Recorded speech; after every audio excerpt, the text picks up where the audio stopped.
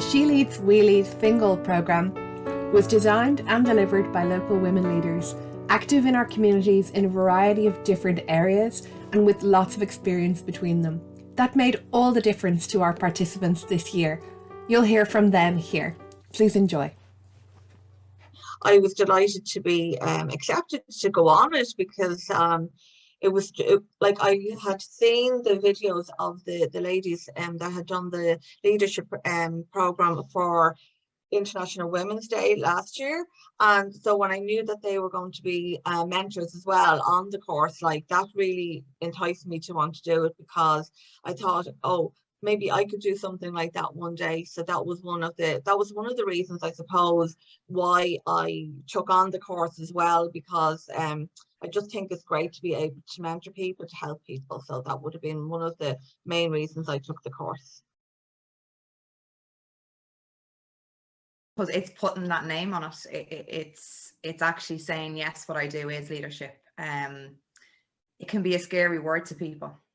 You know, it can come with ramifications of, well, if I do something wrong, then it's on me. I'm this leader and we're all human. We can all make mistakes. And I think we just have to learn from those mistakes. So it's putting yourself out there and saying, I can do this. Have that faith in yourself, have that belief in yourself that probably others have without you realizing it.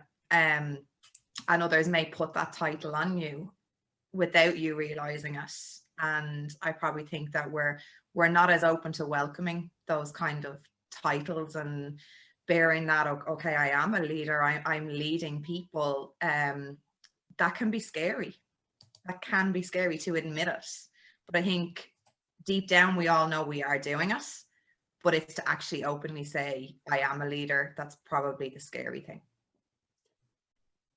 I think I'm more comfortable with the word leadership because I've grown an appreciation for that definition, that leadership is about bringing people along, where the leader is the person out front. You know, I think I mixed up the word leader and leadership, and so shied away from being a leader and not recognizing that there were areas I was doing leadership in, you know. So for me, that's kind of clarified something really important for me, because I can wholeheartedly stand and put my hand on my heart and say, yes, I do leadership and I do it quite well and I do it quite comfortably.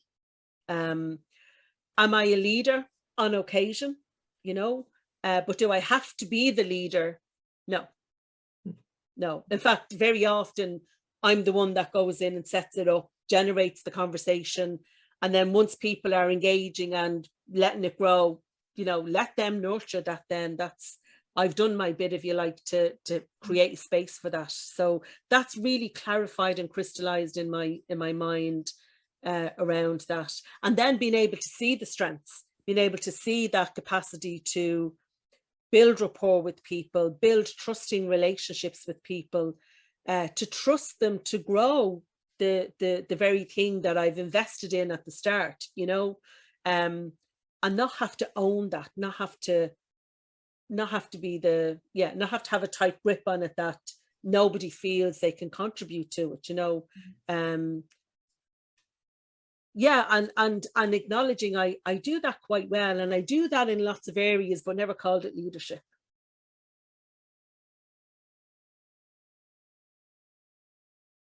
Amazing, and the information and their own skills they share, what they go through all that years they was working on leadership. It was amazing to hear how they solve the problems, where obstacles they come over, and the different view, how they see that situations. And I think they have amazing skills, and it was brilliant to share that information. And this was really, really useful.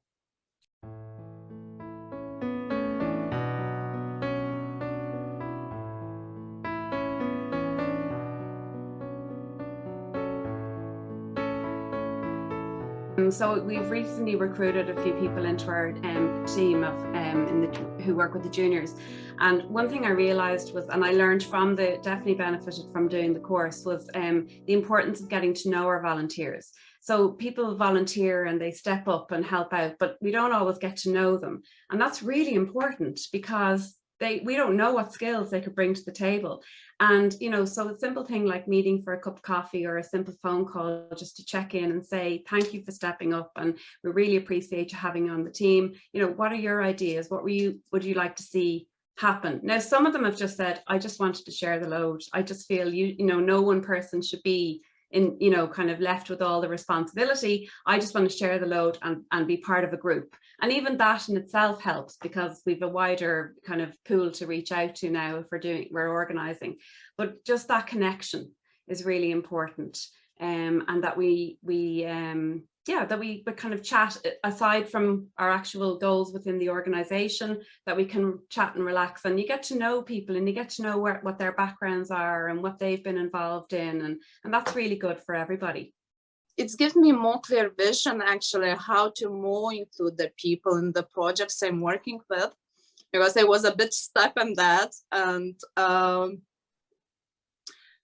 it's more clear now how to practice more active listening of the people to get know them better, and what the vision they have, and take the suggestions and then think later. Don't do like very quick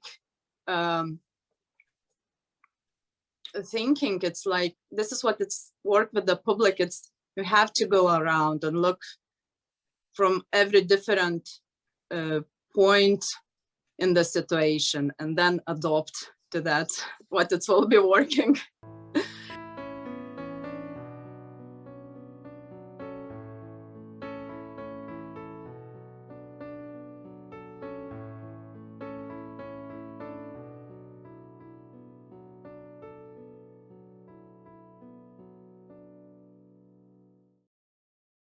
I am adaptive, and I've learned that through my self-reflection from this course. I'm open, I'm collaborative, that I can lead when I need to lead, but I can follow when I need to follow too. And I think that's important. We can't lead all the time. We do need others to bring us along from time to time. And yeah, I've probably reflected on myself a hell of a lot more in the last few months on this course than I probably have done in my entire life. It's something that we're trying to instill in our club. So now that I know we have a team of people who believe in the same thing that I believe in, we can now go to our executive committee and say this to them, and it'll be instilled in them then. And then as people change over in time, you know, other people step down and move on, it'll always be there as part of the strategic plan within the club, that our youth development team will have a voice. I think if I hear in my thoughts, I know that there is something I need to say out loud, or I need to voice it. I am not afraid anymore. I might lack on waiting for my turn sometimes because I'm so enthusiastic about it that I might will miss out on saying I will start forgetting. But yeah, it's kind of infectious. These things become infectious. You find those little things in your own body you didn't know exist, and they like the little buds of the flower. They just want to come out.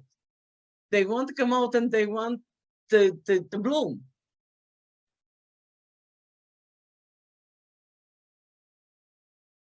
Really thoroughly enjoyed it.